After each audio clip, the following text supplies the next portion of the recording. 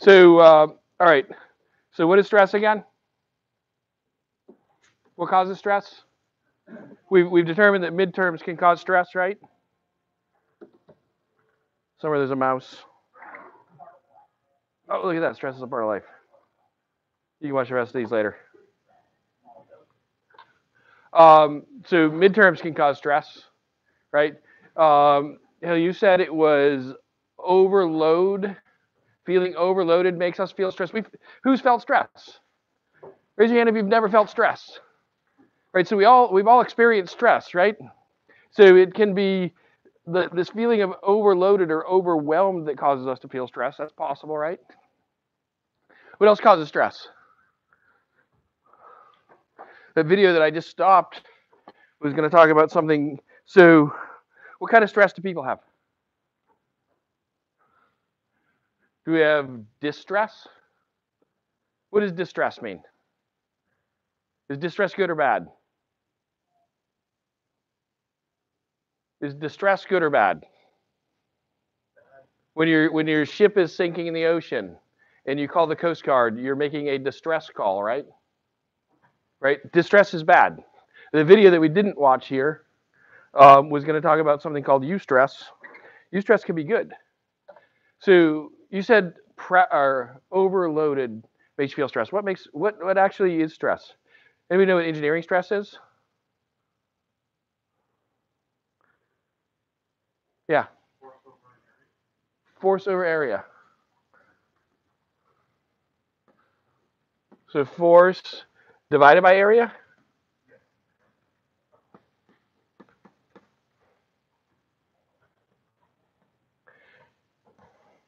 It's weird to write those letters not in the order that they're normally written. Force over area. Let me turn this thing on. Sources, document camera, logo display, capture. Force over area.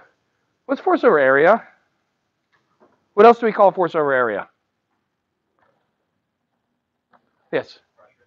Pressure. Force over area is pressure. And so when we feel that human kind of stress, is it pressure that gives us stress? Right? Is all pressure bad? No. Have you guys ever had something you had to do? Known that you had to do it? Known that it was going to take some amount of time to finish? Everybody follows along here so far? Anybody ever know all that and know that you had enough time to finish it? Everybody can still agree? Well, agree. We've all been in this experience. Has anybody ever not started when they should have? Has anybody always started when they should have? Right? And so as we get closer to the deadline, the pressure to complete that project goes up, right? Is that true? And so the pressure to complete the project, let's see, let's draw this on an axis here. So, right, so 10 minutes before I walked over here, the pressure to have completed today's agenda was getting pretty high. Would you believe that? Especially since it was the agenda for last Thursday. Sorry about that. Something came up as I was checking to make sure that my phone was on Do Not Disturb as I was walking to the classroom that I couldn't ignore, and I had to go take care of it. So thank you guys for everybody got in the group, right? And everybody did their group project number 1? Did anybody have fun while they did group project number 1? I see a couple. Okay, good, because I want you guys to have fun. All right, so just before we got over here, when I thought that this agenda was prepared for Thursday, and apparently it wasn't because I never actually linked it to the, syllabus. I realized I had to do that so that Jialong could start the video I wanted you to watch. Is it fun? The videos? It's supposed to be a cool YouTube video that gets us excited about the class, right? Did you know we were going to talk about stress today? Was the theme apparent from the YouTube videos? Did I select a good YouTube video? Cool. All right, so as we get closer to the deadline, the pressure goes up, right? What has to go up along with the pressure as we get close to the deadline? If we want to actually complete on time. Your resistance to that pressure? I suppose, yeah, I hadn't thought of it that way. I was thinking, all right, so if this is time, at time 0 over here, that's the deadline. Does that make sense? So if this is time, and I'm over here, and we got some units out here, maybe it's a log scale, I don't know. We're out here. When we're out here, at the moment that we know what we need to do, and know that it's going to take time to do it, we have some motivation, right? As the pressure builds, when we increase, when we get closer to the deadline, what happens to motivation? Yes. Motivation goes up. I think you could plot it something like this. Right? And as we approach the deadline, motivation gets close to infinity. Or perhaps somewhere over here when we realize we can't do it, it breaks. That could happen too, right? What's that, when you get that, who's ever stopped? Realize you can't finish and just stopped, right? We've done this. What's the feeling after you have decided to stop? It's like euphoria, right? Because that deadline doesn't matter anymore. I'm done, right? So at that moment, so motivation increases as we get closer to our deadlines because of pressure, right? Now, what does it take to do the project besides time and motivation? Any project? Yes. It takes effort, but I think that comes in the time and motivation. So if you have enough time and you have the motivation, you will do the effort, right? So it takes effort, but what else does it take in order to complete any project? Yes. The necessary skills, right? You have to be able to do the thing that you're trying to do. And so if we call this, so this was motivation, right? If we call this apparent skill, right? Because if we have a lot of time, it doesn't matter if we know how to do it, we can still learn how. If you have enough time, you can learn how to do it, no matter what it is, as long as it doesn't violate laws of physics. And so we've got almost infinite apparent skill with enough time. We had some apparent skill level out here to do it. Now, it takes some skill level just to complete the project, right? There's some minimum skill level required. So minimum skill. If you don't have that minimum skill, you can't possibly complete the project. So as time goes on, what happens to our apparent skill level? If we're not taking any effort, if we don't have any motivation, because we didn't have any pressure.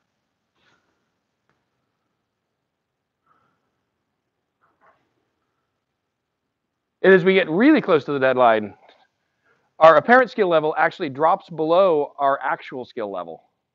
Because we get really close to deadlines, we start making bad decisions, right? As we make bad decisions, we screw up even though we knew how to do it. And so I like to call this point where the two lines cross the moment where motivation becomes desperation, right? And so as we get close to the end of our term, anybody finishing their MQP now? No? No seniors in here doing an MQP? Finishing up? You're not finishing in C term? You guys are planning to finish in D term. Not like all the other MQPs that finish in D term but didn't plan to? Good. It's good to just plan for it. So as you get close to those deadlines, make sure you're paying attention to your apparent skill level and don't drop below the minimum. Okay, so that's pressure. All right, so what's engineering stress now? We talked about people stress. What's engineering stress? You said it, right? Force over area. Engineering stress is pressure. That's the thing that's pushing on it. What happens when you apply stress to something? What happens to you when stress is applied? If it's out here, you start moving, right? If you haven't moved the desperation point, if you haven't gotten to that euphoric moment where you gave up, when pressure gets applied to you, you move. You do something. What happens to physical stuff when you apply pressure to it? Yes? Say it again? There's strain. So it changes, right? If I push on this,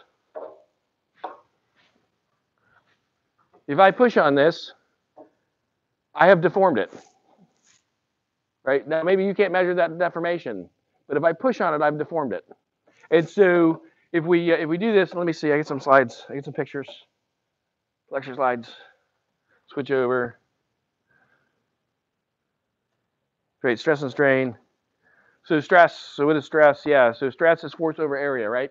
Stress is force applied to an area. They were doing that. When we apply that stress, the result of strain is the result of stress. When we say we're pushing on this, and let's say I remember what the next animation on this slide is going to do. Say I'm squeezing this together. So I'm squeezing this together, and if you're at home, I'll see if I can get that pointed there. Okay. So let's say we're squeezing this together. What's going to happen to it? Is it going to get longer or shorter? I hope so. Hey, I did squeeze it. I apply my force like this. Now, do the two F's have to equal each other? What happens if the two F's do not equal each other when I'm squeezing this? Right. Well, not only that, it accelerates, right? It doesn't just move, it accelerates. It may be moving right now with the two F's being equal. If one of the F's is bigger than the other F, it accelerates. If one of the F's is bigger than the other F, what is the force that we need for our force over area equation? Yes. The smaller one, right? The part that's not causing the acceleration. So yeah, right? So if it's accelerating and it's in stress, it still has that stress from the pressure that's not making it accelerate, right? So when the length changes, strain is length 1 minus length 2, or length 0 minus, you see the equation. I'm not going to try to read it. I'm not good at reading equations. So what if we pull on it instead of push on it?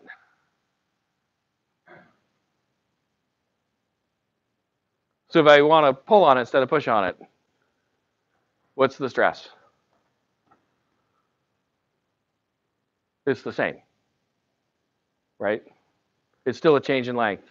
In fact, if I pull with the same force that I was pushing with, and it's a normal-ish material, the strain's going to be the same, right? Most things react the same way this way, maybe a little bit different. Depends on what it is. Okay, so stress and strain. What does this mean in CNC machining?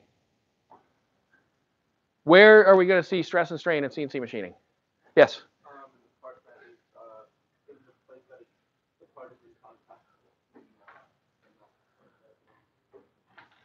So we're going to see stress in CNC machining.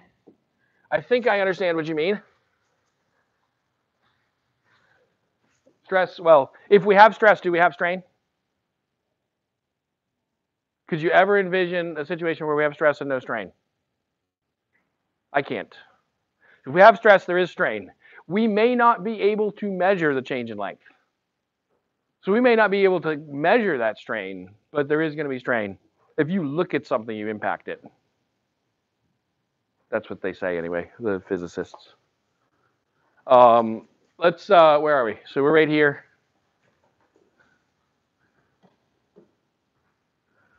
Back over here.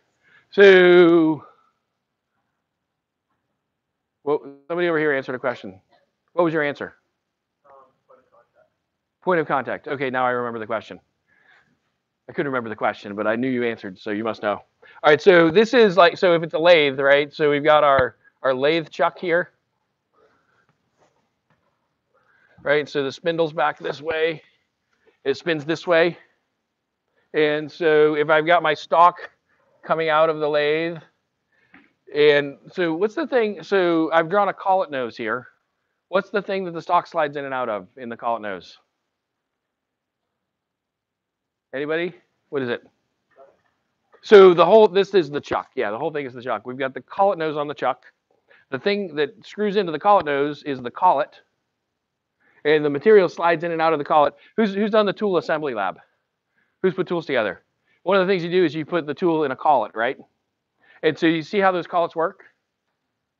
Anybody of you guys that have done that? So you've got the tool holder has a taper inside like this. The collet has a taper like this. No, I'm exaggerating. It also has a hole that's not tapered, that's nominally the diameter of the end mill that goes in there. you've got a nut that clips into this ring here. When you screw the nut down onto the tool holder this way, those tapers interact with each other, right? And so what happens to the hole in the center? It gets smaller.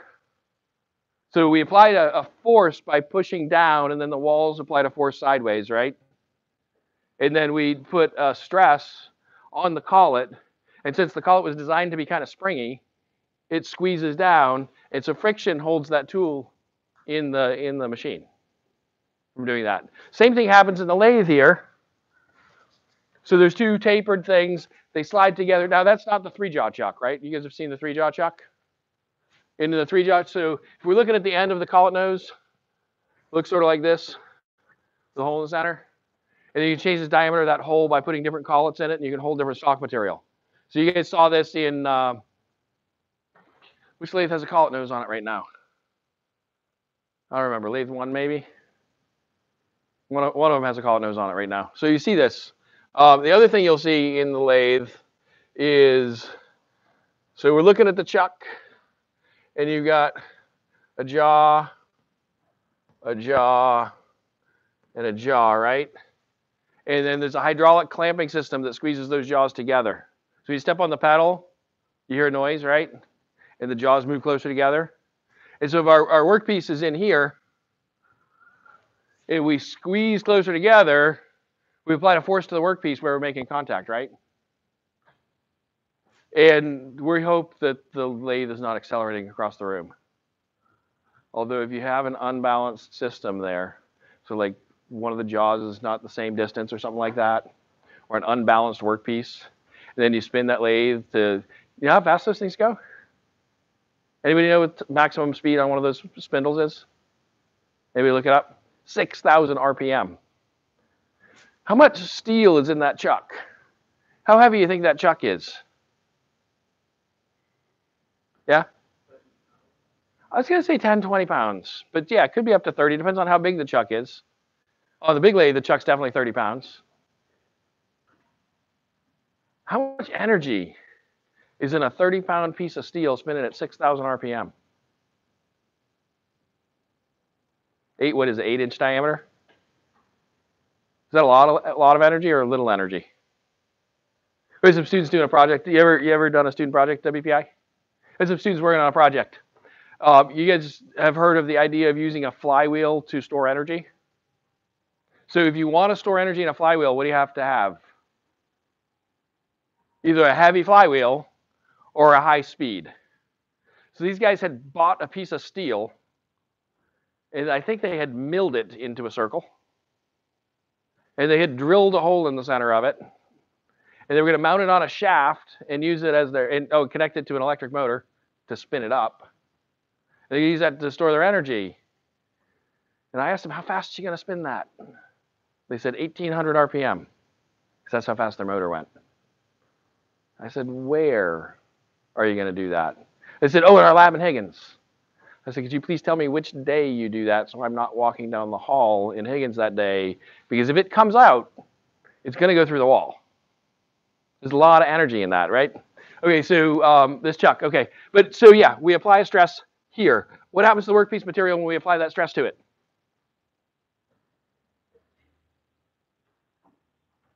We have stress and strain, right? Every time we have a stress, there's a strain. We change the shape of the workpiece material when we apply that stress to it. Now what about in the mill? No, I don't think it's raining right now.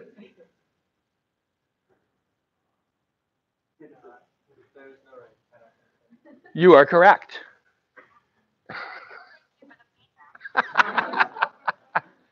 I wonder if I'm not on Do Not Disturb right now, because she doesn't usually talk to me when I'm on Do Not Disturb. Oh, well, if the phone rings, we'll know. All right, stress, strain. Hey, that relieved some stress, though, right? Did that relieve stress? Certainly for me. Stress and strain. Okay, so in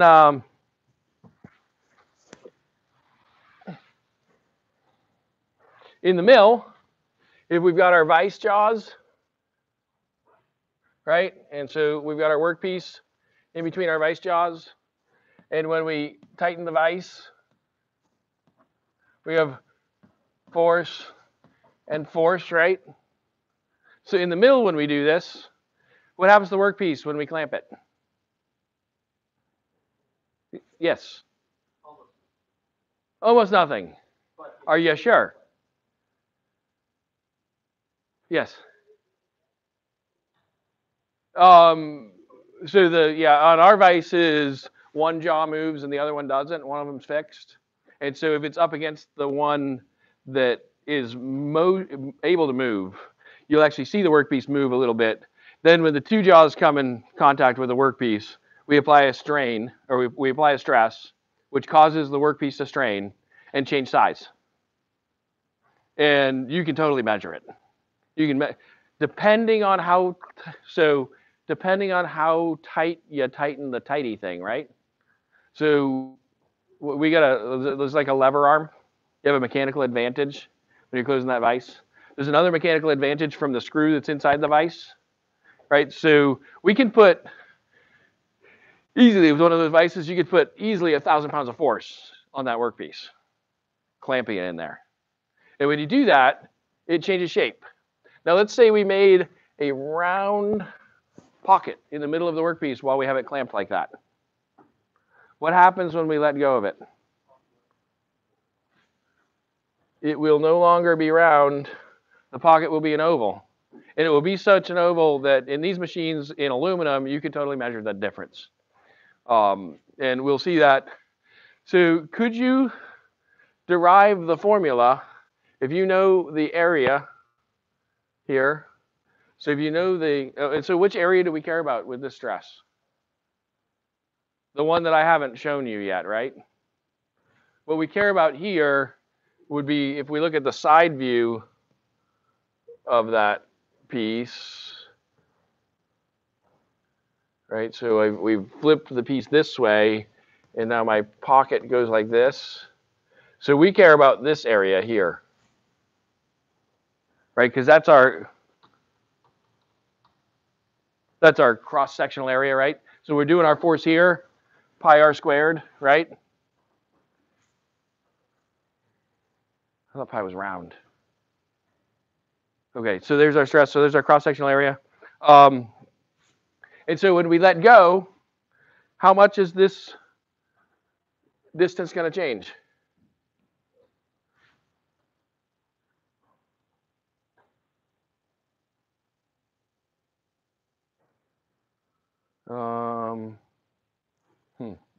Time is it? 20. What's the agenda say?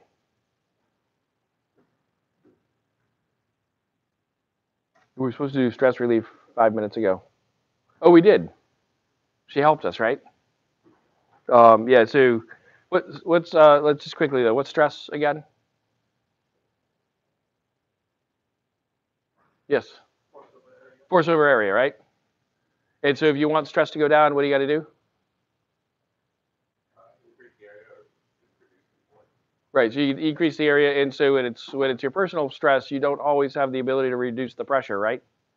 You get that, or until you give up, right? You get that euphoric moment when you've decided, I'm not going to pass that final anyway, so why study, right? Who's had that moment? Anybody old enough to drink beer legally in this country? Nobody in the classroom besides me is old enough to drink beer legally in this country. One? Okay. All right, so you don't have to answer this then if you're not old enough to drink beer legally in this country, but just think about the question. So Friday night. No, wait, no. What night do they do parties at WPI? Wednesday night? Tuesday nights? Tuesday night? I never understood because I've seen a lot of Wednesday night parties. And I'm like, but Wednesday's the day you don't have classes. So why didn't you do the party on Tuesday night? But so you got a project to work on. You got homework to do. You got stuff to do. 6 o'clock in the evening, your roommate says, hey, you want a beer? And you say, hey, I'm going to be up all night anyway. I might as well have a beer. Be up all night working on this project anyway. Right? Does that work? So how do we reduce? So that's one way you could reduce the pressure, right? You could drown it. Yeah. The other thing is you could just increase the area, right? And so people do that, right? People use food, comfort food, right? Right? What's comfort food? It does not make you skinny. All right, so stress relief. So what's the relationship between stress and strain? Oh, here, let me put it over here. What's the relationship between stress and strain?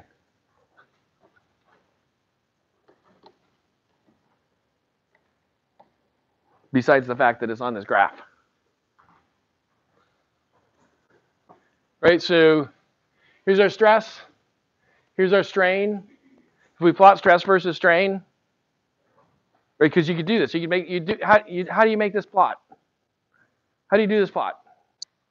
You do an experiment, right? To make this plot, you do an experiment. You plot stress versus strain. And so in this experiment, if you plot stress versus strain, the slope there of that line is the elastic modulus for what? Yes. For the material. So the slope of that line is the elastic modulus for the material. And so you can do this. And so if you know the elastic modulus for the material, how do you find out the elastic modulus for the material?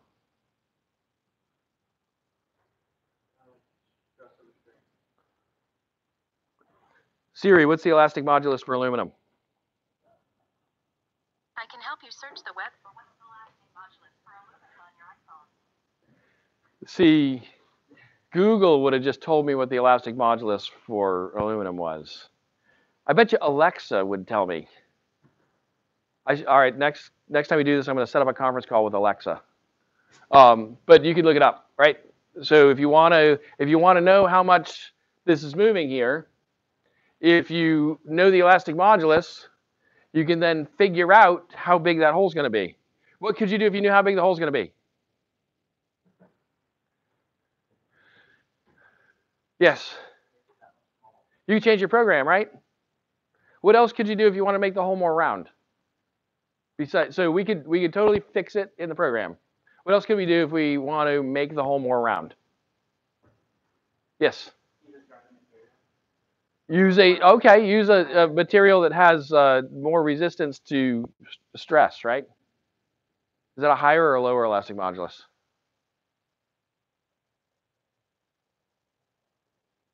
Pretty sure it's higher. But I would look at the graph and figure it out before I said it. Right, so a larger resistance to that stress is going to have a higher elastic modulus, steeper slope. What else we got? All right, at this point in the lecture, we're supposed to talk about group assignment number 2. And I am only 3 minutes behind schedule, so we're going to get this done. Group assignment number 2. And then after we talk about group assignment number 2, we're going to talk about the stuff that we didn't talk about last Wednesday that I meant to talk about before you did group assignment number 2. It'll be like a segue. Over here, you can get a link to group assignment number 2. Group assignment number 2 tells us to watch this YouTube video to learn how to do group assignment number 2. There's another way you could learn how to do group assignment number 2. You could watch me right now. But if you forget what I said, you could watch the video of this lecture, or you could just go watch that YouTube video. I think it was from like 4 lectures ago, four terms ago or something like that. So you've got an Excel template. Download your Excel template. Step 1. Open your Excel template in Excel. Step number 2. I suppose if you don't have Excel, you could figure something out. You might have to enable editing. Your Excel template has Q1 example. It also says Q1, Q2, Q3, Q4, 5, all the way up to 10. Your answers should look similar to the answer in the example. And so what we're doing here is we're building a computer model. Who's ever done computer modeling, computer simulations? You've done a computer model? What for? What class? Was it in a class or just because you wanted to? What did you model? You had your hand up, didn't you? Behind you.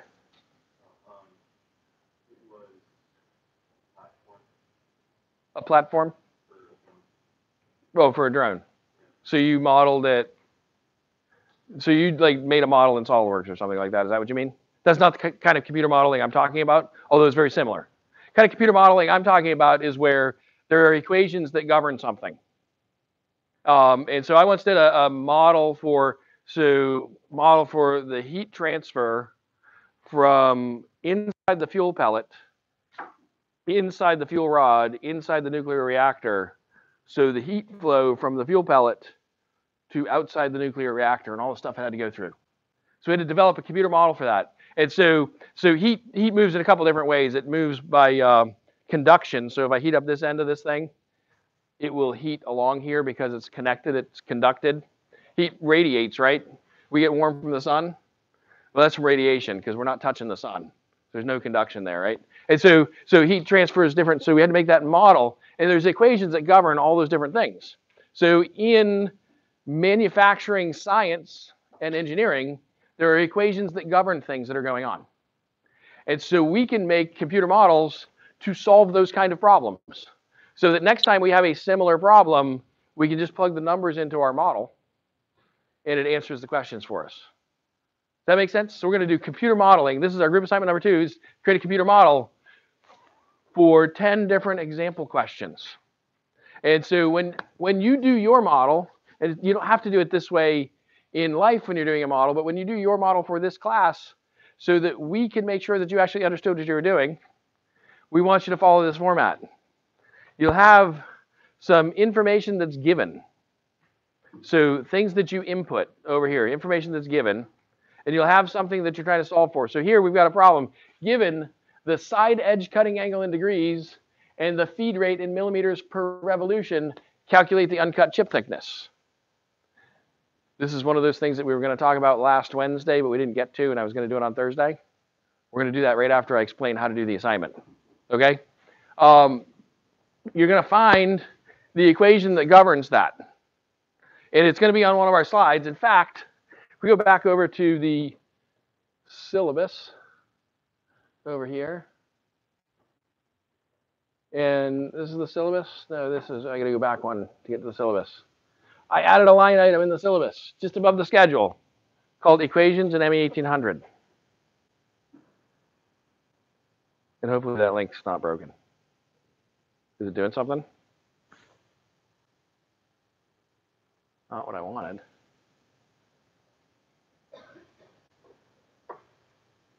Open in a new tab. Nope. Okay, so I added the line, but I put the wrong link there. Let me just fix that.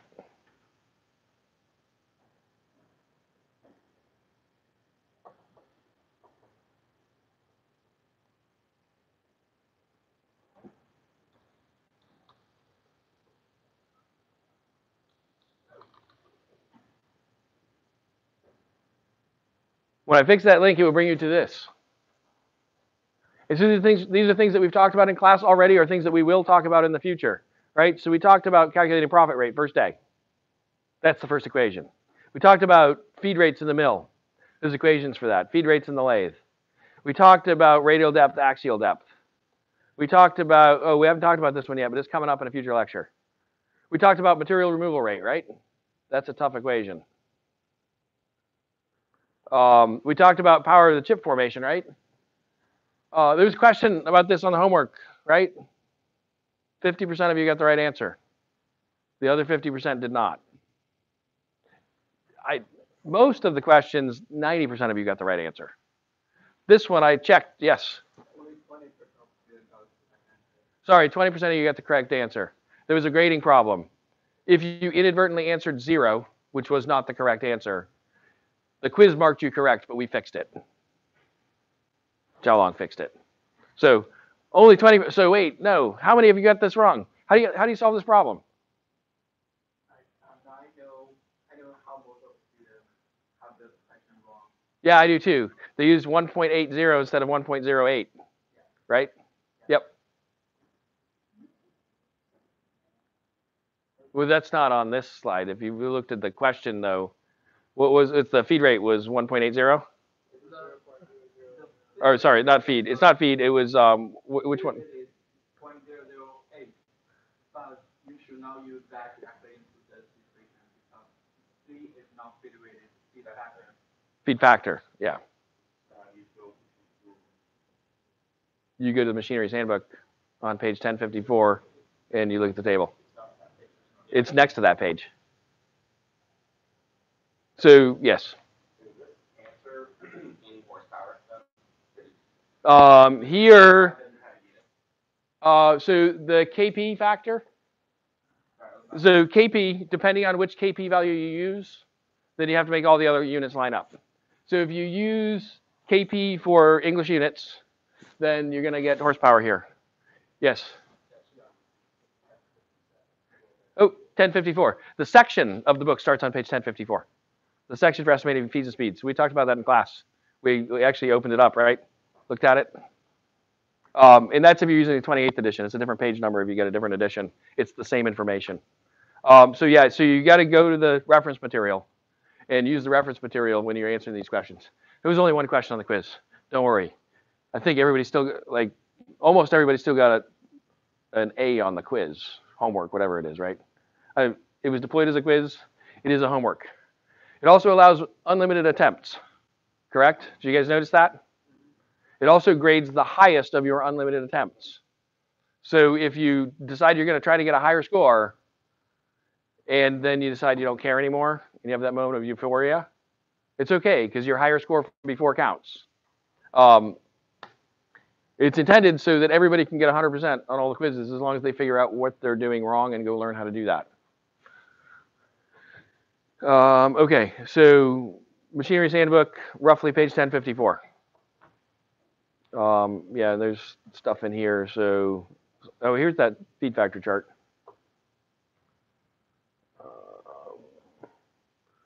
Toolware things. All right, we gave you most of those things. All right, so here's the stuff that we would have talked about last Wednesday, but didn't get to yet.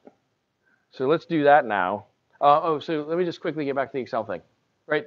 So you find the slide either from the lecture notes or from the conveniently titled Equations in ME 1800 PowerPoint thing. You find the slide that has the equation that governs the situation you're talking about. So engineering's math, just a bunch of word problems cancel the units, right? The trick to doing word problems is to understand the problem. If you can understand what the question is, you can figure out how to solve the question.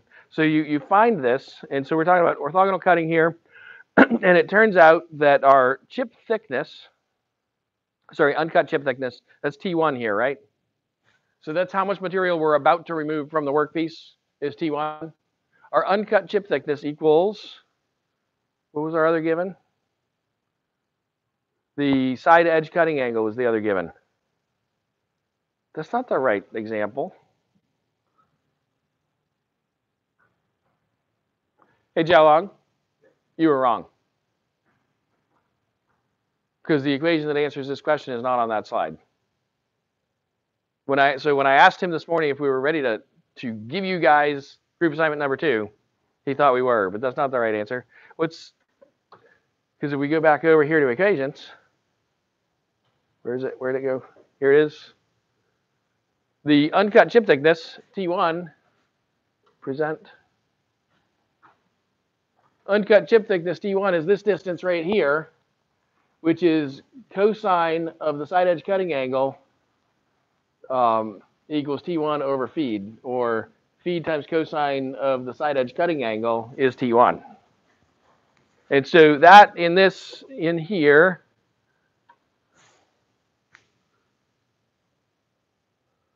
so that side edge cutting angle, if we're looking at our chip formation here, so we're here, right, looking straight down the cutting edge somewhere, if I get the light just right. Straight down the cutting edge of the tool, the chip's forming, right? So this surface right here is the rake face on the tool, remember? If we tip the tool this way or this way, that's the rake angle. So if I go like this or like this with the tool, that's the rake angle. The side edge cutting angle is if I go like this or like this with the tool. So in this example, the side edge cutting angle is 0. It's straight perpendicular to the chip. But if we were to turn the tool a little bit on an angle, then our chip thickness wouldn't, our uncut chip thickness wouldn't equal the feed. It equals feed times cosine of that angle, right? So you find this one. Oh, escape. I think, oh, you get the snipping tool, right? Snip.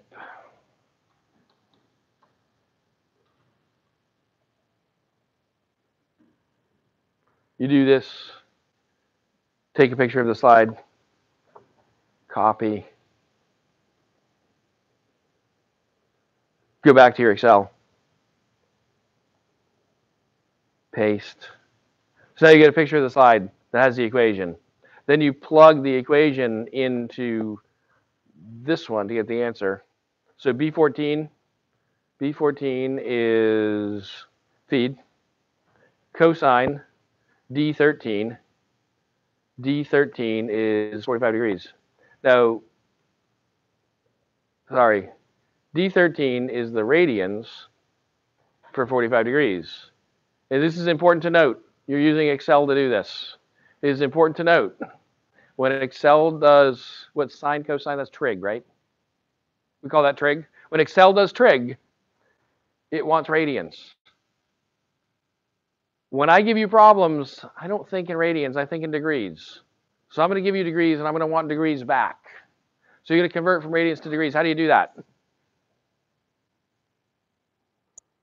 How do you convert from radians to degrees? You could do times pi divided by 180. Or you could use the function radians, B13, built into Excel. And then I don't have to remember if it's divided by or multiplied by. So Excel is a built-in function to convert from degrees to radians. Or we could say degrees equals. So you guys know how to do an equation in Excel? Type equals degrees, that one. So it goes back to 45, right? So you can convert both ways by using those functions. You can use any other Excel functions that you want to use. How much time we got left? Okay. Let's get back to equations in M1800. It's 11:48 a.m. Thank you, sweetie. Equations. Okay, get back over here. All right. So we talked about all these orthogonal force systems on Wednesday last week, right? Talked about orthogonal force systems and moving from one to the other. And we understood that if we knew the angles and we knew geometry and trigonometry, we could do all these translations ourselves, right? And we could derive all the translations to move from one force system to another.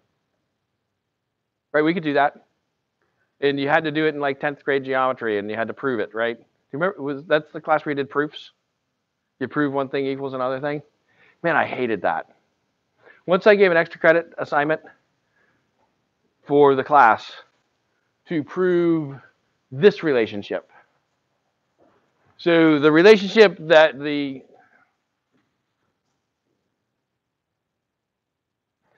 relationship between the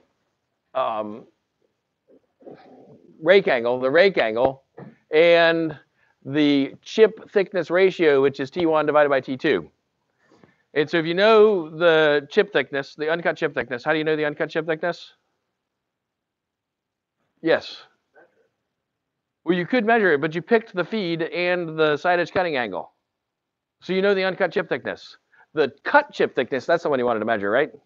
You know the cut chip thickness because you pick the chips up out of the machine and you measure how thick they are, right? So you get that ratio. If you know that and you know the rake angle, then you can calculate the shear angle. You can actually calculate that. And so proving it experimentally with those high-speed cameras and stuff, that this works. You can do that. And you guys could prove that. I know that you could because I once gave that as an extra credit assignment. And before I allowed people to do that, I made sure that I could prove it. And so I spent a weekend and a piece of paper and figured out that I could prove it. And then I felt good assigning it to the students to prove. And the way I stated the question, there were several possible ways to prove it. And several different students gave me several possible ways to prove it. And now I couldn't just say, well, it's the same as mine, it's correct. I had to then check to see if all of theirs were correct. And I will never give a proof as a homework assignment again, because I don't want to grade them. There's a bunch more relationships down here as you go through this. So there's a relationship between shear and normal forces, between friction forces. So our friction force, friction coefficient mu equals tangent of the friction angle. Friction angle is between the resultant force and the normal. It also equals F over N. What else we got in here? There's a bunch of stuff in here. You can come through these equations to, yes, When will this project be due then? end of next week. I think. End of next week, when is it due? Yeah, end of next week.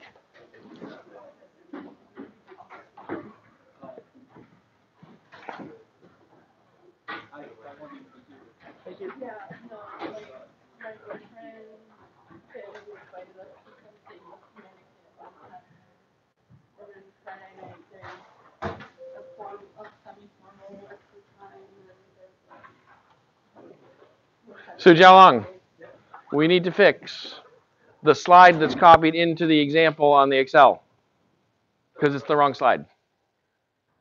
The Excel example, we did not, the formula they needed to use was not on the slide that was copied into the example. Okay. So we need to fix that. Don't let me forget that. Okay. What else do we need to fix? We need to fix the link to the equations thing because right now it links to the lecture slides. I need to fix the link to the equations thing. Is there anything else I needed to fix? Is there anything else broken today? Okay. Okay. Yeah. Because telling you to use the equations thing and then not giving you access to it's going to suck. You had a question? Yeah, well, You look like you had a question. I still, Oh, wait. Let's turn off the live video. yeah,